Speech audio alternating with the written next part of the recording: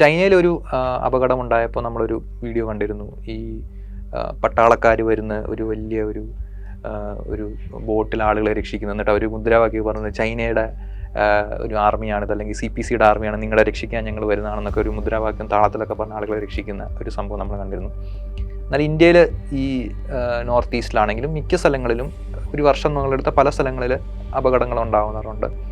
പക്ഷേ ഒരുപാട് ജനങ്ങൾ മരിക്കാറുണ്ട്. പ്രത്യേകിച്ചൊന്നും ഒരു അതിനെ തടയാനോ അല്ലെങ്കിൽ അതിനെ റെസ്ക്യൂ ചെയ്യുന്ന ഒരു രീതിയിലുള്ള സംഭവങ്ങളൊക്കെ വളരെ മിനിമലായിട്ടുണ്ടാകും. അതിൻ്റെ വ്യത്യാസം എന്തുകൊണ്ട്, അല്ലെങ്കിൽ എന്തുകൊണ്ടത് സംഭവിക്കുന്നതെന്ന് വെച്ച് കഴിഞ്ഞാൽ, ഒരു സ്ഥലത്തെ സർക്കാർ എന്ന് പറഞ്ഞു കഴിഞ്ഞാൽ വർക്കിംഗ് ക്ലാസ്സിന് വേണ്ടി വർക്കിംഗ് ക്ലാസ്സിൻ്റെ താല്പര്യങ്ങൾ രക്ഷിക്കാനും വർക്കിംഗ് ക്ലാസ്സിനെ റെപ്രസെൻ്റ് ചെയ്യുന്നതുമായിട്ടുള്ള ഒരു പാർട്ടിയാണ് അധികാരത്തിലുള്ളത്.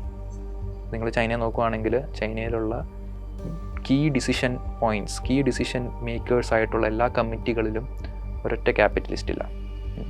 പാർട്ടിയിൽ ക്യാപിറ്റലിസ്റ്റ് എന്നല്ല പറയുന്നത്, പാർട്ടിയുടെ കീ ഡിസിഷൻ പോയിന്റ്സ് ഉണ്ട്. ഇപ്പോൾ സെൻട്രൽ കമ്മിറ്റികളോ അങ്ങനെയുള്ള പല കമ്മിറ്റികളുണ്ട്. അങ്ങനെയുള്ള ഒറ്റ കമ്മിറ്റിയിലും ചൈനയിൽ ഒരു ക്യാപിറ്റലിസ്റ്റ് ഇല്ല.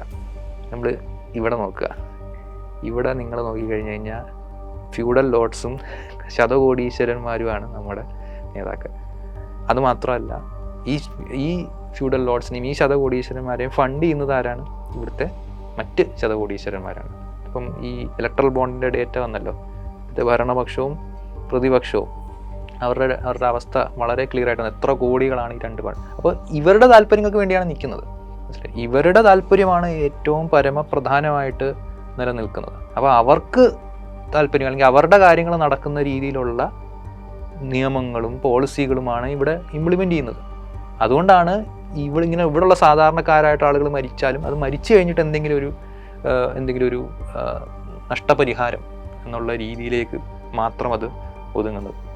പക്ഷെ അങ്ങനെയല്ല ശതകോടീശ്വരന്മാരുടെ എന്തെങ്കിലും ഒരു സംഭവം നടന്നു കഴിഞ്ഞാൽ ഇവിടെ ഫുൾ നിയമങ്ങൾ മാറും. ഇവിടെ ഫുൾ വേണമെങ്കിൽ ഭരണത്തിൻ്റെ ഉള്ള എല്ലാ വേണമെങ്കിൽ ചിലപ്പോൾ ഭരണം വരെ മാറും. കാരണം അടുത്ത ഇലക്ഷനിൽ പുതിയ ഒരു നേതാവിനെ ചിലപ്പോൾ അവർ ഫണ്ട് ചെയ്ത് കൊണ്ടുവന്ന് നിർത്തും. അപ്പോൾ ഇവിടെ നമുക്ക് പഠിക്കാൻ, ചൈനയിൽ നിന്ന് ഒരുപാട് കാര്യങ്ങൾ പഠിക്കാനുണ്ട്. പക്ഷെ അത് നടക്കുമോ എന്നാണ് പ്രശ്നം. കാരണം ഇവിടുത്തെ ഭരണ വ്യവസ്ഥ എന്ന് പറയുന്നത് തന്നെ കൺട്രോൾ ചെയ്യുന്നത് ഈ ഫ്യൂഡൽ ലോഡ്സും ക്യാപിറ്റലിസ്റ്റ് ക്ലാസ്സുമാണ്. അത് മാറാതെ നമുക്ക് ഇത്തരം പ്രശ്നങ്ങൾ എന്തെങ്കിലും നടക്കുമെന്ന് കാരണം എന്തിന് സാധാരണക്കാരായിട്ടുള്ള ആളുകളുടെ കാര്യങ്ങൾ നോക്കണം? കാരണം അതിന് പൈസ ചിലവാക്കാനല്ലേ. അത്രയും പൈസ നമുക്ക് ക്യാപിറ്റലിസ്റ്റിന് കൊടുക്കാമല്ലോ.